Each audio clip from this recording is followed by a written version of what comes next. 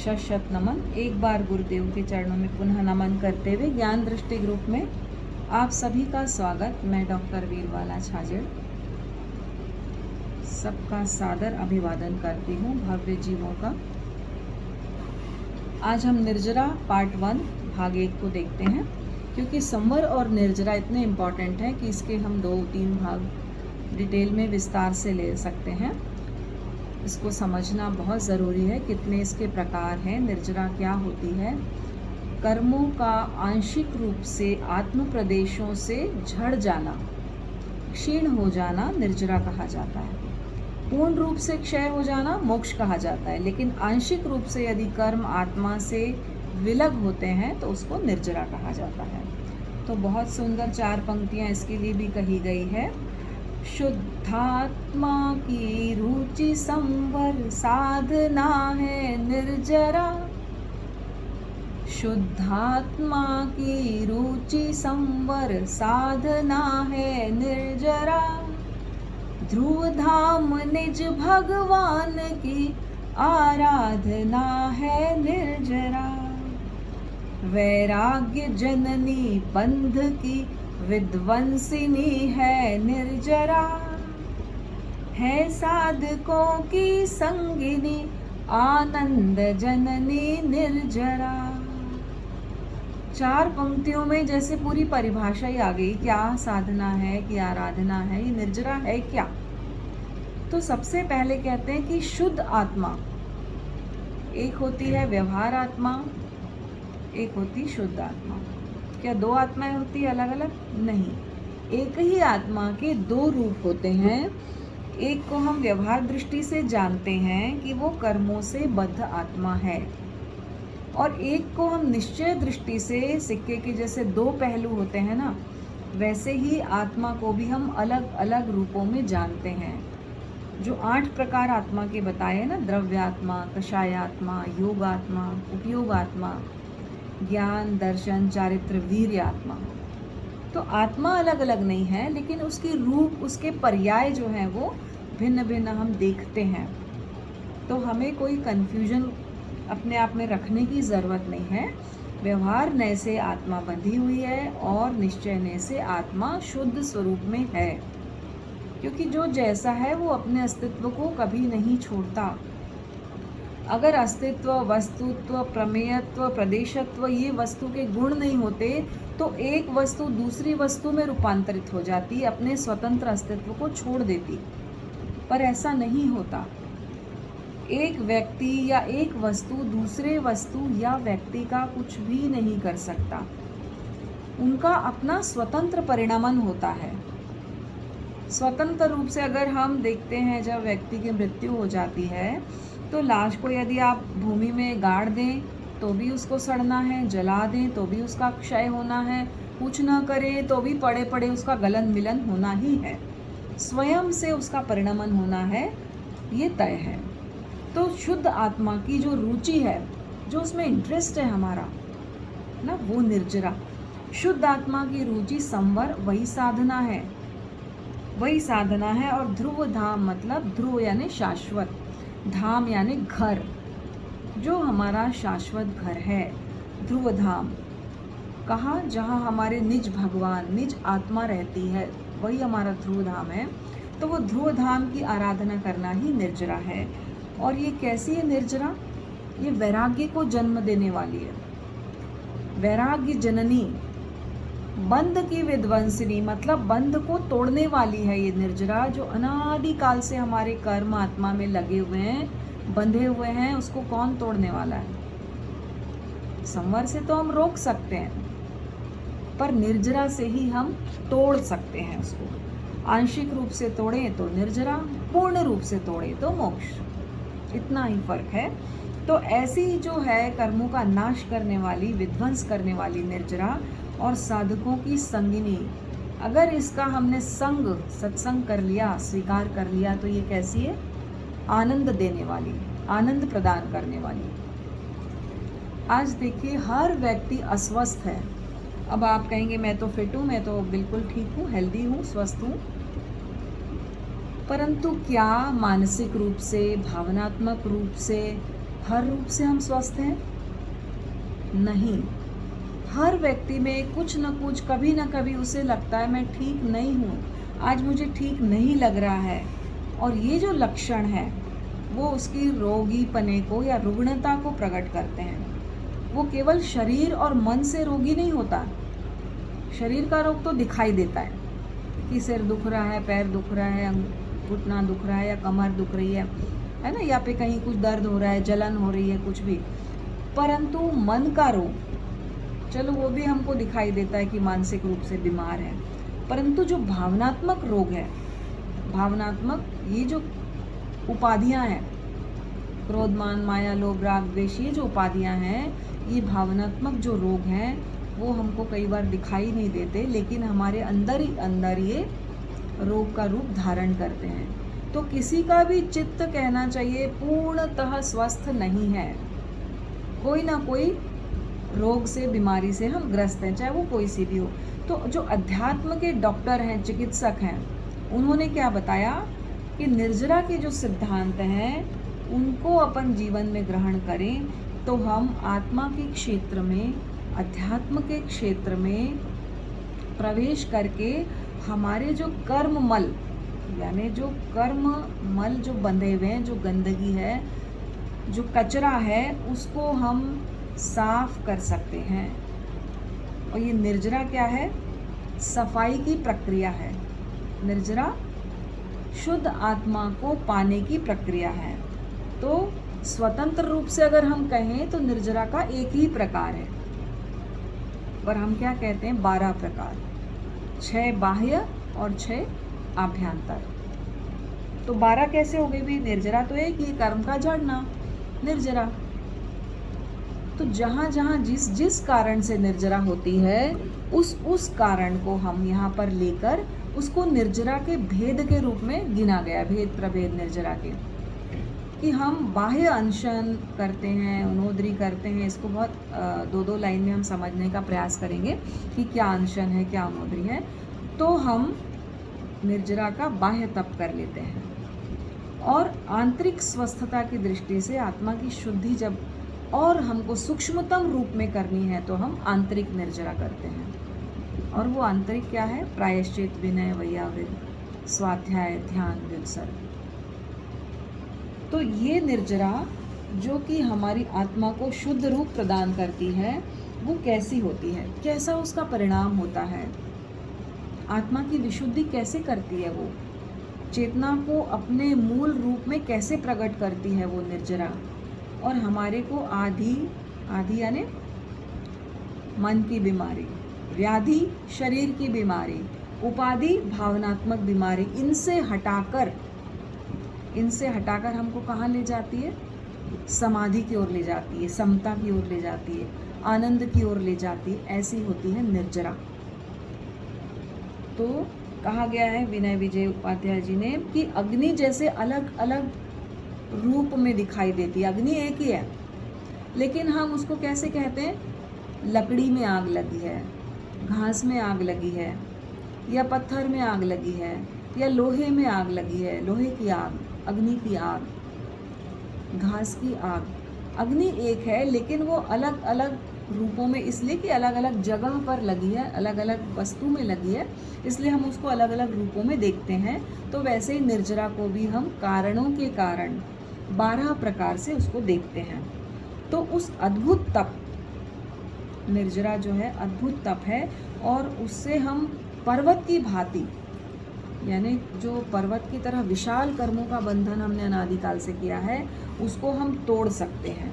तो यहाँ पर खूब अच्छे श्लोकों के माध्यम से बताया गया है कि जैसे श्रेष्ठ तप के प्रभाव से हम अपने कर्मों को तुरंत क्षीण कर लेते हैं, और जो निर्जरा करते हैं वो शीघ्र ही मोक्ष को प्राप्त कर लेते हैं। तो हे विनय, तू तप की महिमा को जान और उसका अनुचिंतन कर, और उससे अनेक जन्मों के जो पाप हैं, उसका शीघ्रता से विनाश कर। जैसे जरूरी नहीं है कि बहुत लंबा समय हमको लगेगा निर्जरा करने में, या बहुत बड़े बड़े मास खमन हमको करने पड़ेंगे, तप करने पड़ेंगे, ऐसा नहीं है। जैसे ही भावों की शुद्धि होती है तो हो सकता है हमारे क्षण भर में कर्म क्षीण हो जाएं। जैसे जो बादल आते हैं, जब प्रचंड वायु चलती है तो बादल क्या होते हैं, फट जाते हैं। और उसी प्रकार तप के द्वारा हम क्षण भर में भी अपने सारे पापों का नाश कर सकते हैं। तो ये क्या है, अनशन, उनोदरी, ये समझते हैं हम 12 प्रकार। तो छोटी सी इसकी स्टोरी है बहुत सुंदर, उसे सुनते हैं। दृढ़ प्रहारी की स्टोरी। तो कर्म का रोग मिटाने के लिए वो कैसे उपाय करता है और कैसे अपने उसी जन्म में बांधे हुए अनंत कर्मों को उसी जन्म में नष्ट कर लेता है। 6 महीने के भीतर भीतर वो अपने इतनी प्रबल निर्जरा करता है कर्मों की, और अपने कर्मों को क्षीण करके वो मुक्त हो जाता है। तो ऐसे शांत सुधारस का किसको पान करना है, हमको पान करना है, पीना है। ऐसे शांत सुधारस रूपी निर्जरा रूपी जो तप है, अमृत है, उसको पीना है। तो ये क्या है, जो 12 भेद हम देखते हैं। सबसे पहला बताया गया अनशन। अब अनशन, संथारा, संलेखना, आपने नाम सुना होगा। ये क्या होता है अनशन। अनशन कितना हो सकता है और उसमें क्या क्या त्याग करना होता है। तो अनशन 3 या 4 आहारों का त्याग होता है। 3 आहार क्या होते हैं, तो वो भी जानना जरूरी है कि 3 आहार क्या होते हैं। आइम, खाइम, स्वाइम, है ना। अनाज, पान, पीने का तो चौथे आहार में आ जाता है, चौविहार में। लेकिन 3 आहार जो ड्राई फ्रूट्स हैं, स्वादि में मुखवास हैं, अनाज आदि जो भी वस्तुएं हम खाते हैं, वो सब खाने की जितनी वस्तुएं हैं वो सब तीनों आहार, और पानी को छोड़कर बाकी जो भी चीज़ हम पेय भी पीते हैं वो सब आइम, खाइम और स्वाइम कहा जाता है। जब औषध परित्याग करते हैं ना, पचक खाणम, तो उनका त्याग करना अनशन है। और ये कम से कम 1 दिन रात या फिर ज़्यादा से ज़्यादा 6 मास तक होता है। यदि 6 मास तक व्यक्ति नहीं खाए तो वैसे ही उसका शरीर क्षीण हो जाता है। भाभी 1 मिनट बीच में बोल रही हूँ, प्लीज एक बार वापस रिपीट करो ना। अच्छा, अनशन के बारे में आवाज एकदम नहीं आई थी। अच्छा, हाँ, अनशन वाला। ओके। जो पहला प्रकार है निर्जरा का, अनशन, 12 में से हम 2-4 भी अगर जीवन में कर लें अपने, तो बहुत बहुत बड़ी बात है, निर्जरा हो जाती है काफ़ी उससे। तो पहला जो प्रकार है अनशन, मान लो कोई तप नहीं कर सकता तो कोई ज़रूरी नहीं है, लेकिन अनशन का 1 दिन रात कम से कम होता है या अधिक से अधिक 6 मास होता है। 6 मास तक हम तीनों आहारों का, चारों आहारों का भी त्याग करते हैं। वो उस जमाने में शरीर का सहनन होता था। भगवान महावीर ने जो तपस्या की 6-6 महीने, 5 महीने, 5 महीने, 25 दिन, अनेक बेले, मांस खमन, उपवास, उनकी जो तपस्याओं की जब लिस्ट देखते हैं तो लगता है उस समय कैसे कर लेते थे, क्योंकि उस समय शरीर का सहनन इतना मजबूत था। लेकिन आज हम 1 मांस खमन अधिक से अधिक कर पाते हैं, ज़्यादा नहीं कर पाते। तो उस जमाने में 6 महीने उत्कृष्ट तपस्या इसको कहा जाता है। और 3 आहार का त्याग करते हैं तो उसको कहते हैं तिविहार पचकांड, तिविहार अनशन। 4 आहार का त्याग करते हैं तो वो चौविहार पचकांड, जिसमें पानी भी छोड़ देते हैं 4 आहार में। और 3 आहार में आइम, खाइम, स्वाइम, मतलब जो मुखवास से लेकर जो ड्राई फ्रूट्स हैं, स्वादिम, खादिम और अनाज की जो भी वस्तुएं हैं, उन सब का परित्याग कर देना, तीनों आहारों का त्याग करना अनशन कहलाता है।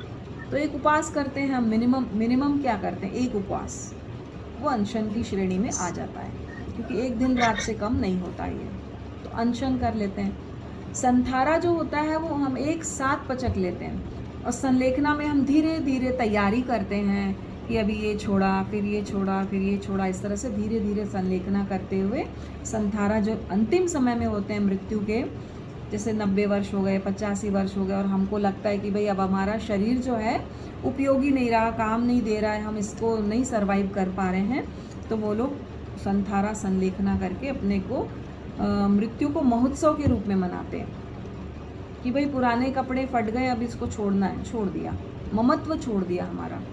तो उस तरह से मृत्यु को प्राप्त करते हैं। तो अनशन इस तरह से खाने पीने का त्याग। फिर दूसरा कहा जाता है उनोदरी। आपने कुछ लोगों ने नाम शायद नहीं सुना होगा, तो उनोदरी का मतलब होता है कि जैसे मैं सपोज़ मैं 2 रोटी खाती हूँ रोज़, तो मैं आज सोचूंगी आज मैं 1 ही रोटी खाऊंगी, या जितनी सब्ज़ी मैं खाती हूँ उसकी मैं आधी सब्ज़ी लूँ, या कोई मिठाई खाती हूँ तो मैं आज 2 की जगह मैं 1 ही मिठाई खाऊँ। मतलब अपने को थोड़ा सा मैं भूखा रखूँ। यदि मैं 1 बाल्टी पानी में स्नान करती हूँ तो आज मैं उनोदरी करूँ कि मैं आधे बाल्टी में ही स्नान कर लूँगी, है ना। जो भी हम करते हैं उस उपयोग या उपभोग, एक होता है भोग, उपभोग, 2 शब्द सुने होंगे आपने। भोग वो होता है जो एक ही बार किया जाता है, और उपभोग जो बार बार किया जाता है। जैसे वस्त्र को हम बार बार पहन लेते हैं, भोजन को हम एक ही बार खा सकते हैं।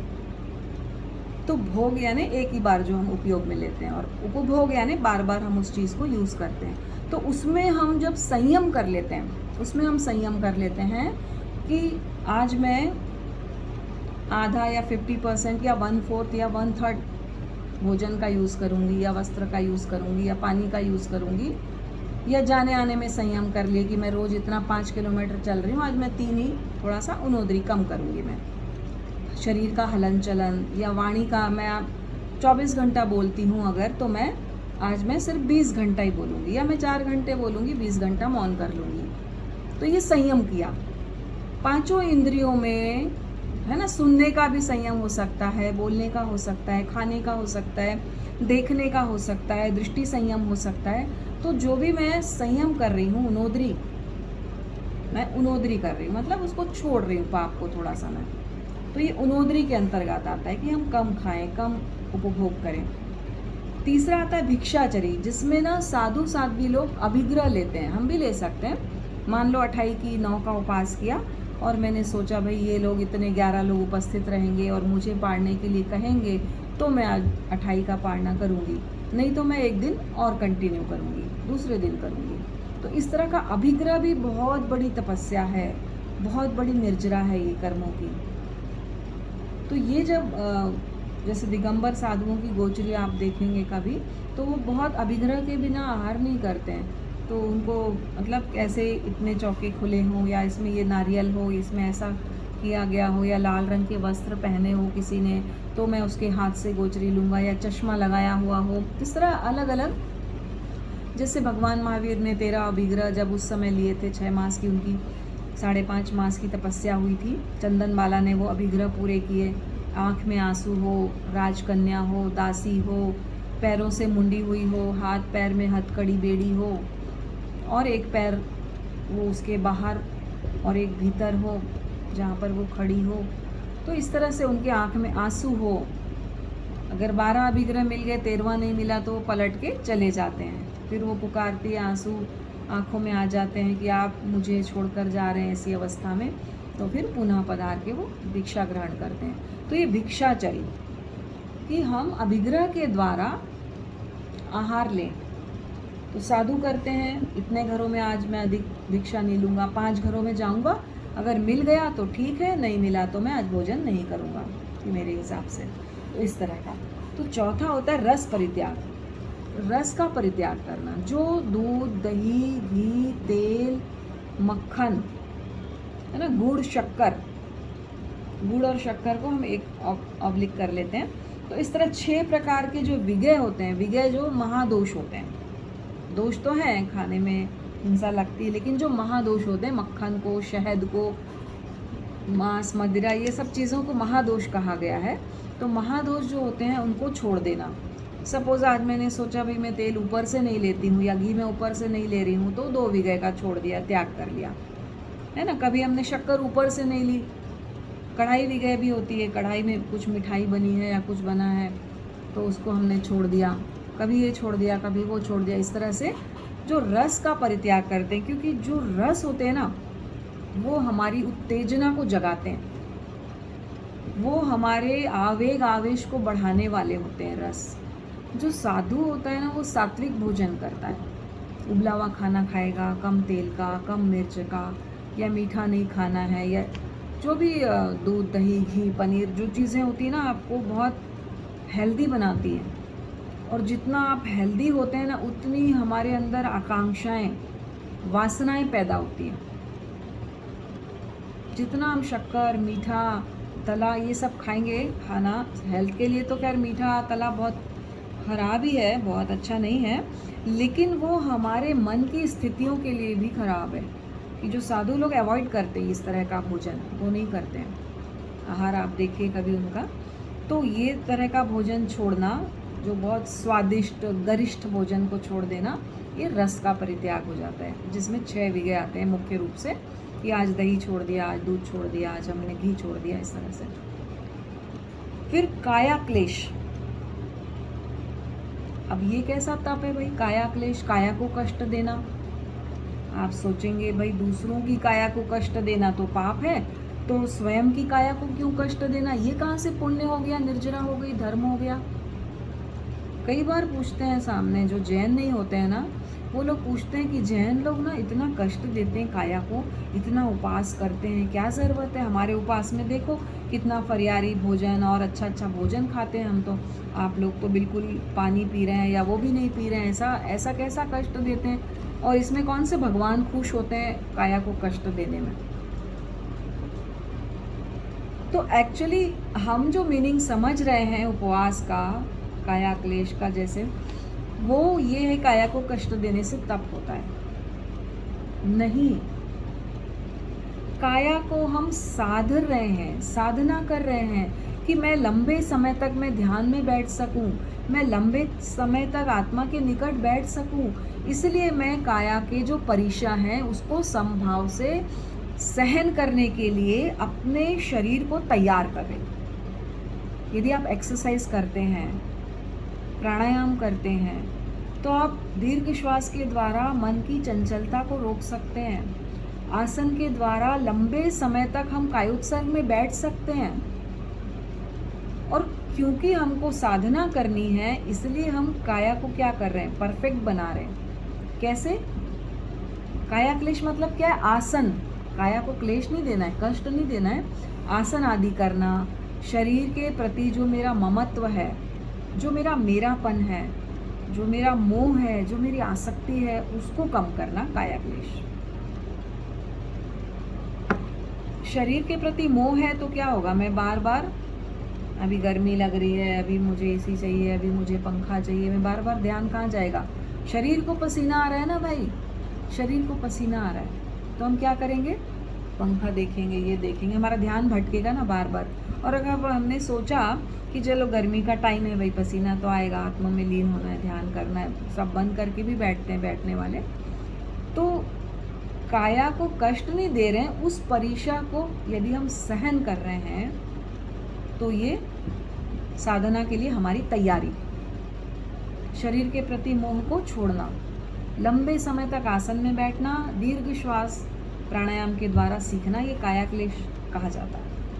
पर साधना के लिए, उद्देश्य अलग है, कष्ट देना उद्देश्य नहीं है, उसको साधना में लगाना ये उद्देश्य है। उद्देश्य भिन्न हो गया यहाँ पे, और उद्देश्य की भिन्नता बहुत मायने रखती है, बहुत मायने रखती है। अगर मेरा इंटेंशन है कि मैं फिट रहूं, सुंदर दिखूं, और मैं एकदम स्लिम ट्रिम रहूं, शरीर को सुंदर बनाऊं, उसके लिए मैं आसन प्राणायाम कर रही हूँ, ठीक है, उसके लिए मैं खाने का थोड़ा बहुत जो डाइटिंग कर रही हूँ, सपोज डाइटिंग, तो मेरा उद्देश्य क्या हुआ, शरीर को सुंदर बनाना है। अब वो निर्जरा तप में नहीं आएगा, क्योंकि मेरा उद्देश्य नहीं है ना। मेरा उद्देश्य क्या है, मेरा उद्देश्य अलग हो गया है। मेरा उद्देश्य निर्जरा नहीं है कर्मों की, मेरा उद्देश्य हो गया भाई शरीर को फिट रखना है, शरीर को सुंदर बनाना है। और एक उद्देश्य भाई मुझे अपने कर्मों को क्षीण करना है, मुझे उनोदरी के द्वारा, काया क्लेश के द्वारा अपने शरीर को साधना है, ध्यान के लिए तैयार करना है, ये मैंने उद्देश्य बनाया। तो क्या हो गया, उद्देश्य चेंज होते ही आपका फल चेंज हो जाएगा। बाहर गए, विदेश में गए, भाई मुझे अणुव्रति तैयार करना है, मुझे सम्यक दृष्टि जीव तैयार करना है, वहाँ 2-4 मुझे इंडियन मिल जाए तो साथ में गए हुए हैं, उनसे बात करना है, तो मेरा क्या उद्देश्य हो गया।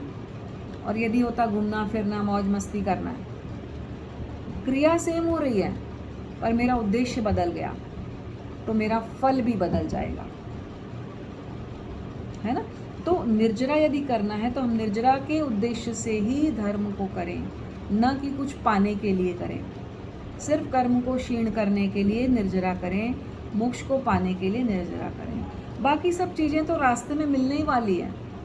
पुण्य का उदय धर्म होगा, पुण्य का उदय होगा, अपने आप यश, मान, सम्मान, धन, दौलत, स्वास्थ्य, मन की शांति, आनंद सब रास्ते में ही पड़े हैं। फिर तो बड़ा टारगेट तो बीच में सब कुछ आएगा ही आएगा, छोटे छोटे गांव तो आएंगे ही आएंगे।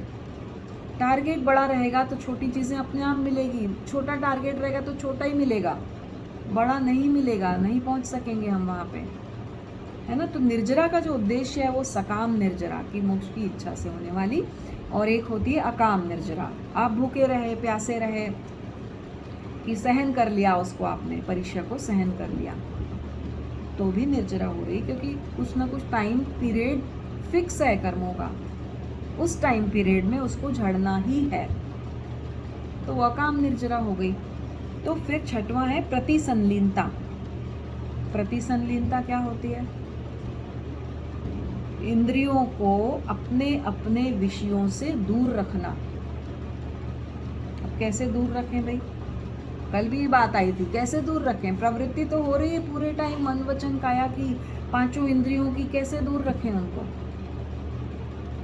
तो ये बहुत इम्पॉर्टेंट बात मुझे याद आई जो मैं कल बताना भूल गई थी, कि हम आँखों से देखें, कानों से सुने, नाक से सूंघें, मुंह से खाएं और स्पर्श भी करें। प्रवृत्ति हो रही है, ठीक है, लेकिन उसमें अगर हम राग और द्वेष कर लेते हैं तो हमारे शुभ और अशुभ कर्मों का बंधन हो जाता है।